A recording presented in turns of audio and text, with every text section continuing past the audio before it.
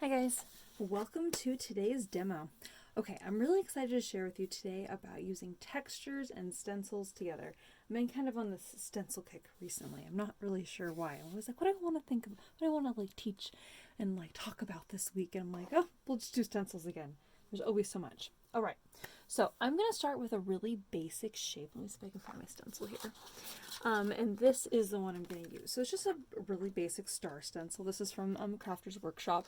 I know it's dirty. I apologize. I don't really clean my stencils. As long as the shape is clear, I don't really care about the other paint that's stuck on there. If I really care about it, I could go in with a razor or something and clean that off. But I'm not worried. So anyways, I'm going to use a really big bold shape for doing the techniques I'm going to teach today because I'm going to be talking about textures. Now, the other thing that I did was I kind of walked around my house and I was like, what do I have that's texture? And I was looking at all the fun different things and I found a few kind of unusual things. So the first one I'm really thrilled with is bubble wrap. And it's the mini bubble wrap. It's pretty fun. This is the popping stuff. So, and I love the little bubbles, so I'm going to leave it unpopped. I know it's hard to not pop it, but that way you get the cleanest impression you can here. And I'm going to use the Medieval Blue VersaFine Clear ink because this ink stays wet longer, so that you can really, it will hold the ink onto the texture as long as possible, so then the ink is wet and impresses nice and clean. Okay, so I'm going to kind of fold this up so that I have the texture out and I can kind of hold it like a little handle, and I'm going to kind of just ink this up here just by tapping it on. You can kind of look and see when it's fully inked. Like, oh yeah, all right. And then I'm going to hold my hand in place here and kind of press. And as you're doing this, if you want just really clear dots, you're going to want to kind of line that up and just kind of tap it on. And I'm going to do all of my, whoops, no, it's just a little bit there. But I'm going to do all of my stars here.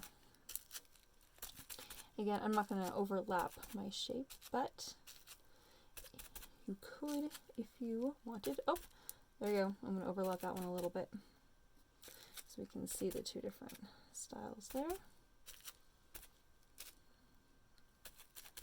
I love this unusual texture because it is plastic, but I like that it has this kind of polka dot shape. Isn't that cool?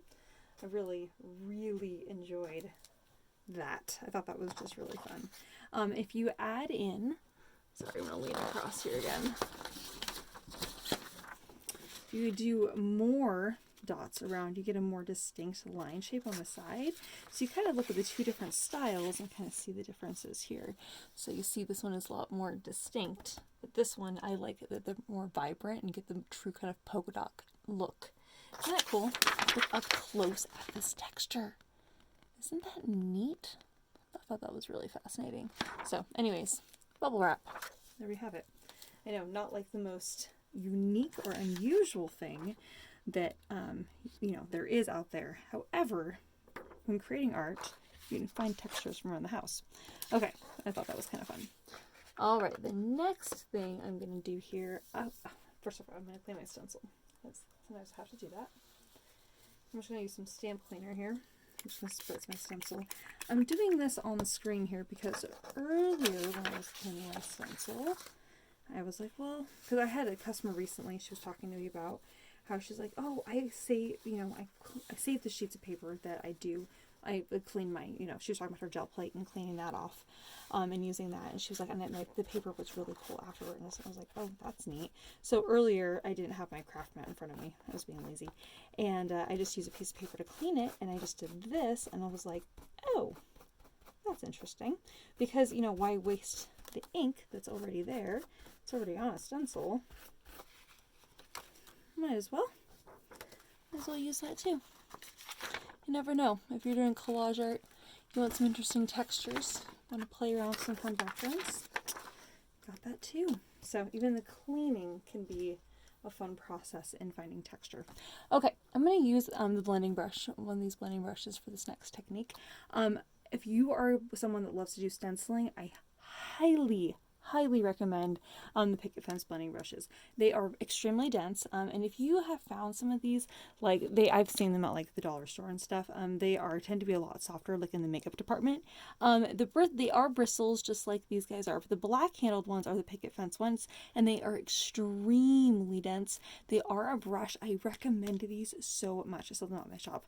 If you're looking for a collection of colors for applying inks, a variety of different types of hybrid and pigment inks and things like that, and you're just hunting around, you happen to be at a thrift store and you see more of the blending brushes, pick them up. They are just great to always have on hand, just because you never know what type of ink you're going to be playing with.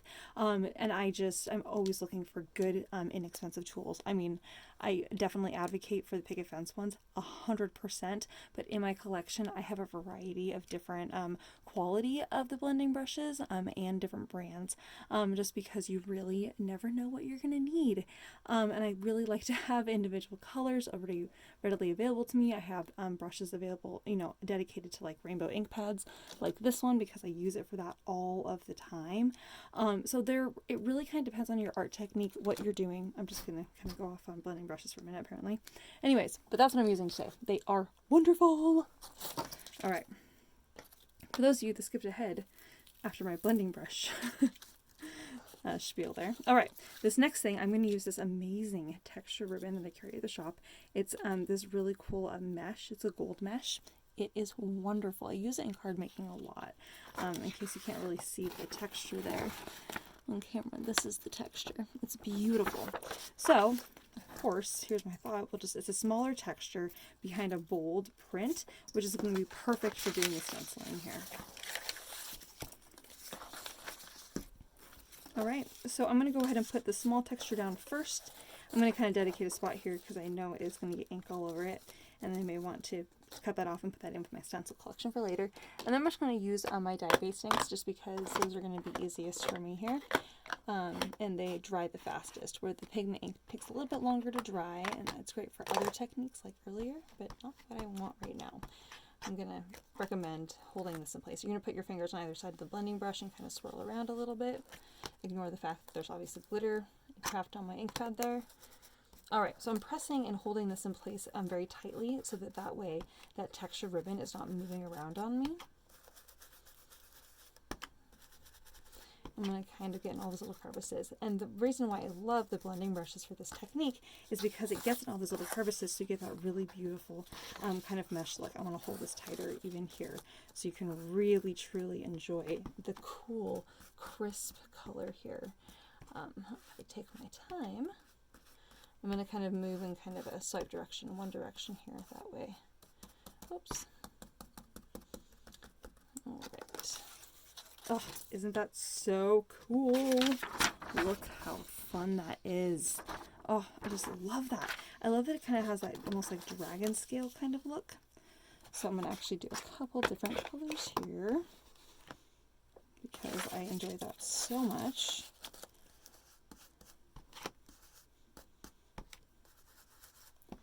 Let's go with some purple here. Oh, look at that. Oh my gosh, so cool. So anyways, I just had to share that with you guys because it just made me very, very happy to play with that technique. And I love the blend with the blending brushes. I think even here, since I had messed up originally on that, let's go in with the mesh again with the darker color. I'm just going to match up that mesh pattern on there. If I can find the matchup. Oh, come on. There it is.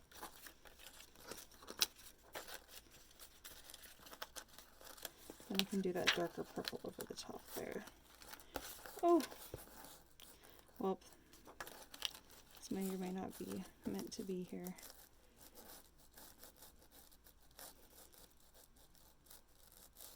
Oh my gosh.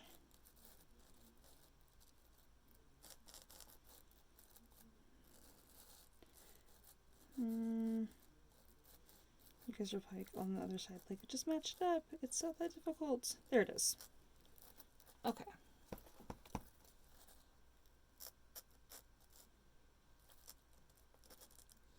Well, I think I'm just going to go over the top anyway. Oh, anyways, it's still beautiful. Okay, on to the next one.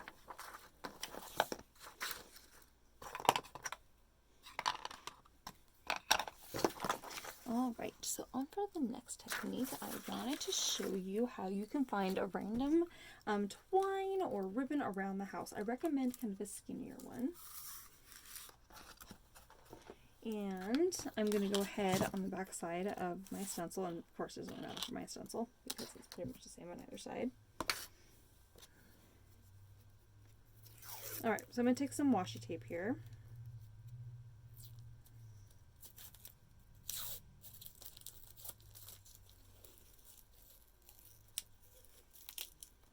Oh. One of these lovely things. Sorry guys, it just got all stuck on itself here. Okay.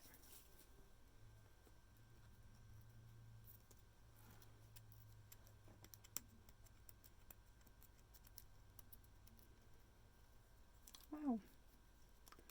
Come on.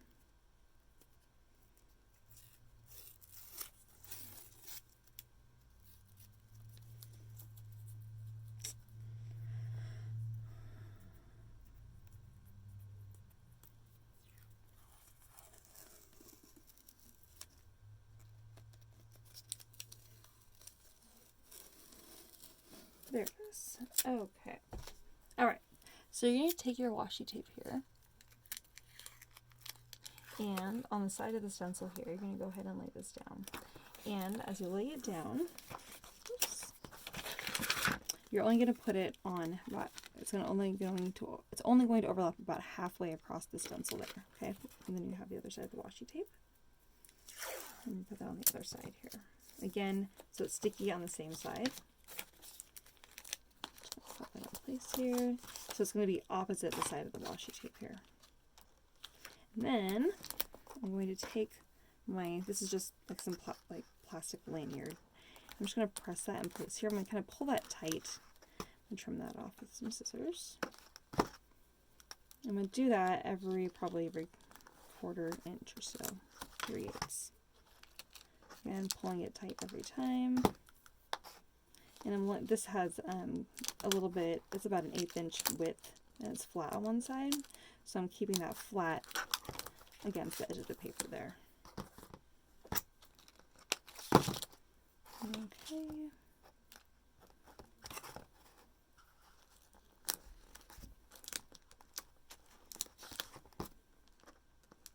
I'm going to go across this star. You guys just get to hang out with me while I do this. Again, I'm going to pull that tight every time, so if I need to go back here and pull these other ones, the first one's tighter again, I can do that because it's on washi tape, and washi tape is a light adhesive tape there.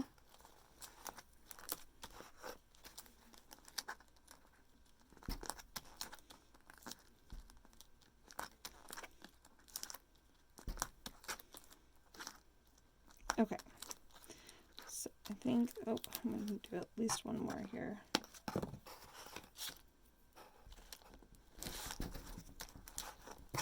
Alright, I'm just going to stop there. Okay, so now I'm going to take a little bit more washi tape. Whoops.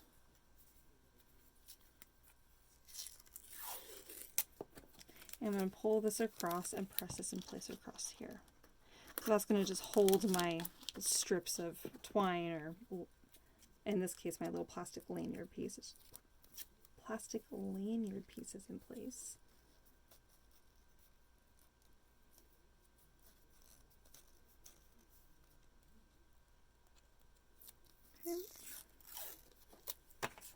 Alright. Okay, so now I'm going to go ahead and press this down here. Again, if you happen to have the washi tape that's sticky on that back side, that's helpful at this point. And then you can take your inks here. And what's nice about the inks on the blending brushes at this point is that once the color kind of brushes off, you can go right into your next color. So make sure that's straightened out. I'm going to hold this in place. And since I have the twine going in this direction, I'm going to kind of move my blending brush in that direction too. If I move it up and down at this point, it could move the twine or the ribbon out of place. Also, if you have a really cool textured ribbon, now would be a really great time to use that, because you could use the fun textured ribbon and lay that in there too, which would be really fun. Actually, I wonder if I have any. Might be kind of cool.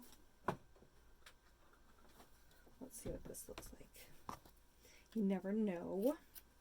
And I'm not sure it's going to work out, but we'll see. I happen to have some lace in here, so we'll see if the effect is worth it to try. I just have to try here. I'm not sure it's going to work with this lace, but I want to see.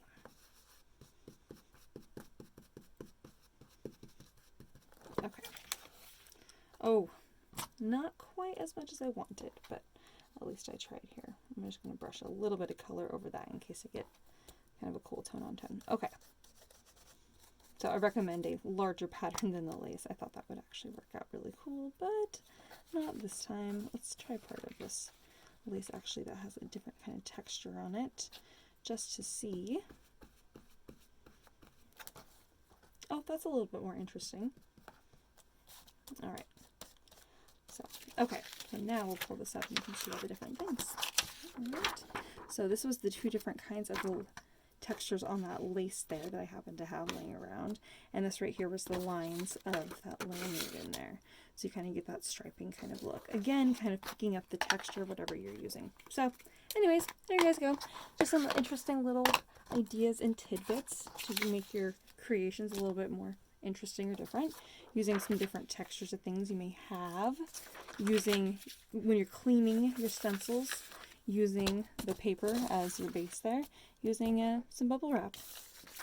Cool. Alright, you guys, hope you had fun, hope you learned something. Anyways, thanks for hanging out with me. Have a great day, guys. Bye-bye!